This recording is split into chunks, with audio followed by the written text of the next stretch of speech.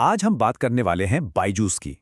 एक ऐसी कहानी जो अर्श से फर्श तक के सफर को दिखाती है। कैसे एक कंपनी बुलंदी पर पहुंची और फिर उतनी ही तेजी से नीचे आ गिरी। जरा सोचिए, एक वक्त था जब दिल्ली के एक स्टेडियम में 14,000 स्टूडेंट्स एक टीचर को सुनने के लिए बैठे थे। और आज ये हाल है कि उसी कंपनी के ऑफिस पूरे भारत में खाली पड़े हैं। ये जो जमीन आसमान का फर्क है ना, यही इस कहानी को इतना इतना ड्रामेटिक बनाता है। तो सवाल यही उठता है कि आखिर भारत की सबसे बड़ी एडटेक कंपनी के साथ ऐसा क्या हो गया। चलिए आज इसी सवाल का जवाब ढूंढते हैं।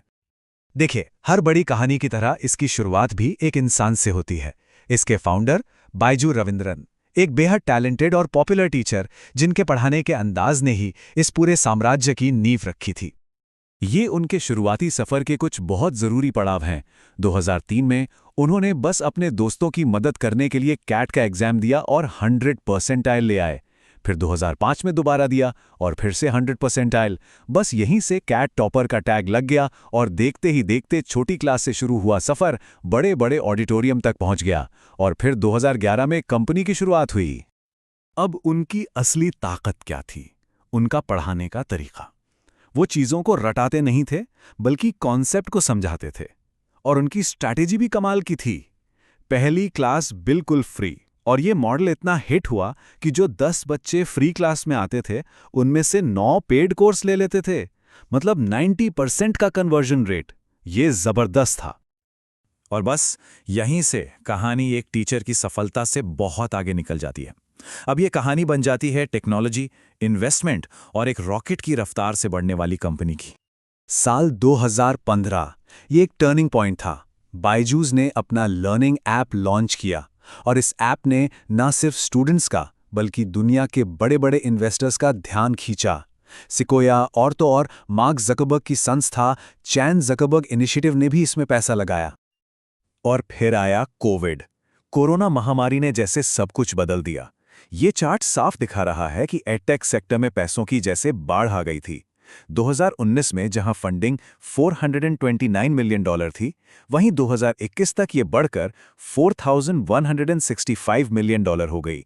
और इसका लगभग आधा पैसा अकेले बायजूस को मिला।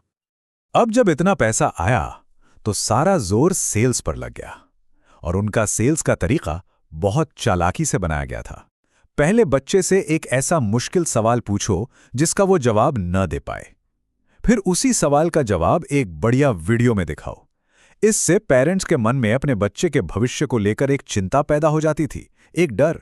और बस फिर स्कॉलरशिप का ऑफर देकर डील पक्की कर ली जाती थी। इन हजारों करोड़ों रुपयों से बायजूस ने एक शॉपिंग स्प्री शुरू कर दी। एक के बाद एक कंपनियां खरीदने लगे। व्हाइट हैट जूनियर को खरीदा, फिर 33 साल पुराने आकाश इंस्टीट्यूट को $1 बिलियन में खरीद लिया।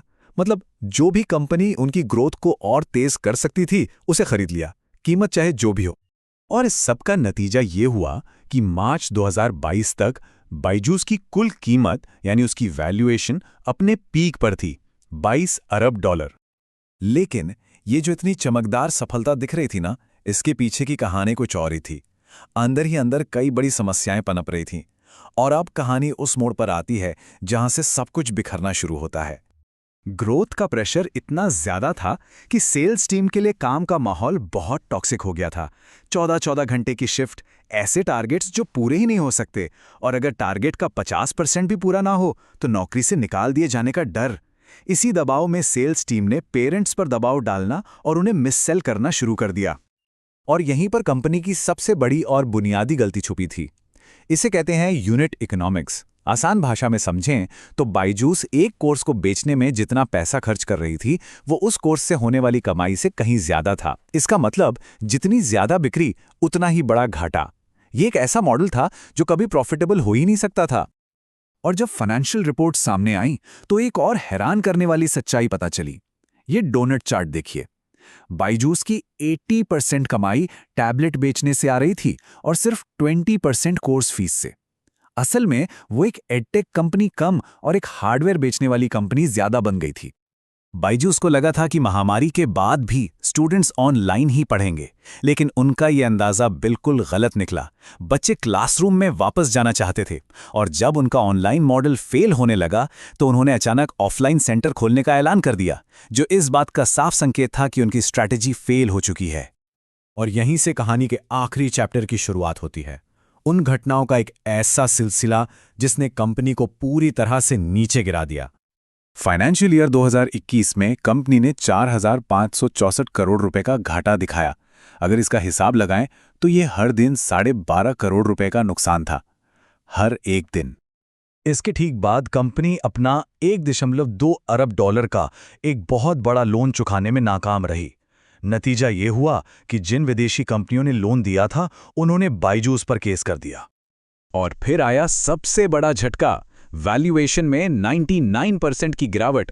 जो कंपनी कभी 22 अरब डॉलर की थी, उसकी कीमत गिरकर सिर्फ 225 मिलियन डॉलर रह गई।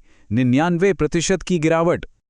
इसके बाद तो जैसे मुसीबतों का पहाड़ ही टूट पड़ा। फंडिंग पूरी तरह से बंद हो गई, सरकार ने जांच शुरू कर दी, हजारों लोगों को नौकरी से निकाल दिया गया। यहां तक कि बीसीसीआई जैसे पार्टनर्स ने भी कंपनी पर केस कर दिया, और विदेशी निवेश को लेकर भी गड़बड़ी के आरोप लगे। कंपनी हर तरफ से संकट में घिर चुकी थी। तो बायजूस की इस कहानी से आखिर हम क्या सीख सकते हैं? इसका सबक क्या है? ये एक लाइन शायद पूरी कहानी का सार बता देती है।